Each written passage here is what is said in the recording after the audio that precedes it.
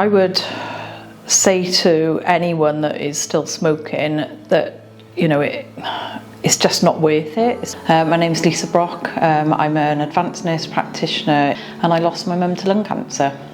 It's always been my worst nightmare is to lose your mum, isn't it? Your mum's the one person that is there, if everything goes pear-shaped, you pick the phone up and you ring your mum, and I can't do that anymore, because she's not there. She's left a husband that's trying to get through every day and continue without her. My mum was a smoker. She's probably started smoking in her late teens, and she smoked quite heavy, at least 20 cigarettes a day. Coming up 3 years this year, Mum was diagnosed with lung cancer after a period of not recovering from an infection, basically. So she didn't show any signs of being unwell generally. She went to Greece and had a really nasty, what we thought, a chest infection. She was given a CT scan of the chest, and that revealed that she had a large cavitating lesion centrally. She was, quite short of breath. She was coughing up blood a lot of the time, and she overnight, over the period of months, she just went.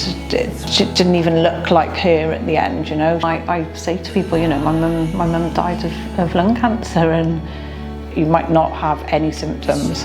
Yeah. And that's what really hit me. I think the good thing that I've taken from it is that every day in my practice now, I send that message to patients that are coming in that smoke.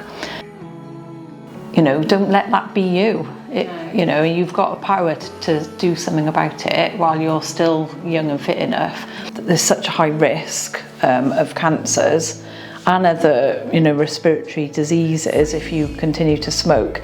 It really isn't worth it. If anyone's sort of in a relationship and they've got a close partner, just thinking about that, the impact that it would have on them if you were to suddenly develop lung cancer and, like you said, be gone within a year potentially.